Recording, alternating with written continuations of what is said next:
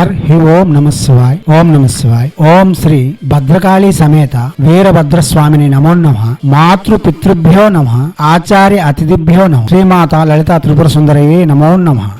శివశక్తి స్వరూపులారా, మనం చతుషష్ఠి యోగిని గురించి చెప్పుకుంటున్నాం. ఇప్పుడు ఏకోనా చాల్స యోగిని అనగా 39వ యోగిని అయిన తారాయోగ రక్తపూర్ణ యోగిని గురించి చెప్పుకుందాం. ఈమె ఐక్యతతో పూర్తి అభిరుచులను ప్రసాదిస్తుంది. సాంగత్యము మరియు స్నేహం కొరకు ఈమె ప్రత్యేక దేవత. ఈమె జ్ఞానమును ప్రసాదించడంతో పాటు దారుఢ్యమైన శరీరము, సమయ స్ఫూర్తితో కూడిన ఆలోచనలు కాగా ప్రపంచంలో ఉండే సకల అభిరుచులను మనకు చేయడంలో ఈమె ముందు వరుసలో ఉంటుంది. ఈమె ఉపాసన వలన స్త్రీ బంగారు ఛాయతో ఆనందకరమైన జీవితంను కొనసాగించగలదు. యోగిని సాధన కూడా స్త్రీమూర్తులు ప్రత్యక్షంగా చేసి యోగినిగా మారే అవకాశాలు ఉన్నాయి. ఇదే పురుషులు సాధన చేసి ఈమె యొక్క అనుగ్రహంతో సకల దేవతల యొక్క ఐక్యత, సమాజంలో జనుల యొక్క ఐక్యత పొందడంతో పాటు భోగములను యథేచ్ఛగా అనుభవించే శక్తులను ప్రసాదించగలదు. దివ్యాత్మ స్వరూపులారా, ఈమె యొక్క ఉపాసన కూడా 16 రోజులు రోజుకు 16 మాలలు జపం చేయవలసి ఉంటుంది. ఈమె యొక్క ప్రసన్నత వలన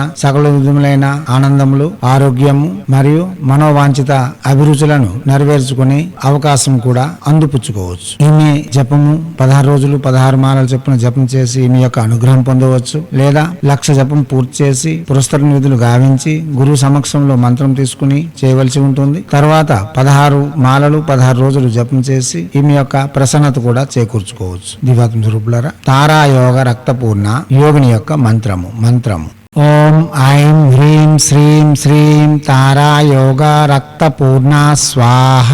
మంత్రం మరోసారి ఓం ఐం హ్రీం శ్రీం శ్రీం తారాయోగ రక్తపూర్ణ స్వాహ. మంత్రం మరోసారి ఓం ఐం హ్రీం శ్రీం శ్రీం తారాయోగ రక్తపూర్ణ స్వాహ.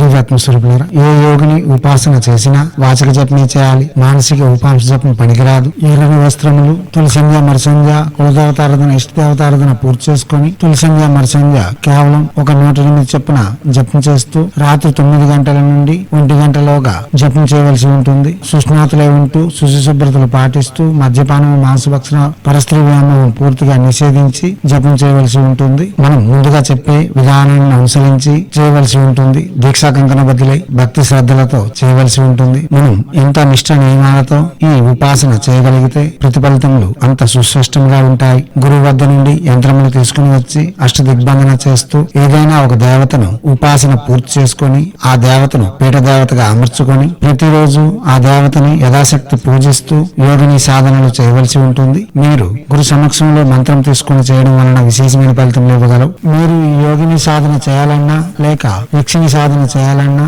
కవచములు, అష్టదిగ్బంధన యంత్రములు, ఆకర్షణ తిలకముల కొరకు మేము డిస్ప్లేలో చూపిస్తున్న నెంబర్లను సంప్రదించగలరు. ఆపదల నుండి లేక తక్షణ ఫలితం పొంది ఉపశమనం పొందేందుకు మంత్రములు ప్రత్యక్షంగా కూడా జపం చేసుకోవచ్చు. దివ్యాత్మ స్వరూపులారా, అవగాహన పెంచుకునేందుకు ప్రసంగమైన విని అవగాహన పెంచుకొని జపములకు ఉపక్రమించండి. చేయండి. చేసి తగు ఫలితములను పొంది యోగిని యొక్క అనుగ్రహంతో సకల విధములైన శ్రేయస్సులు, ఆనందకరమైన జీవితము మరియు సాధనయందు ప్రేరేపణ పొందుతూ మనం ముందుకు సాగగలం. కాగా యోగిని విద్య అన్నది ప్రత్యేకించి ఉంటుంది. అది గురు సమక్షంలో స్త్రీలు చేయవలసిన విద్య. స్త్రీలు ప్రత్యక్షంగా యోగినిగా మారే ప్రక్రియలు వేరుగా ఉంటాయి. ఇప్పుడు మనం చెప్పేవన్నీ యోగిని యొక్క అనుగ్రహం పొందేందుకు చెప్పబడుతున్నాయి. ఇవన్నీ చేసి మనం మన సాధనలో ముందుకు పోతూ మన మనస్కామ్యములను నెరవేర్చుకుంటూ ఆనందకరమైన జీవితం గడపాలని హైందవ సనాతన ధర్మ ఋషులు మనకు అందించిన విద్యలు వినియోగించుకోవడంలోను భారతీయ సంస్కృతి సాంప్రదాయాలు కాపాడడంలో ముందంజలో ఉంటూ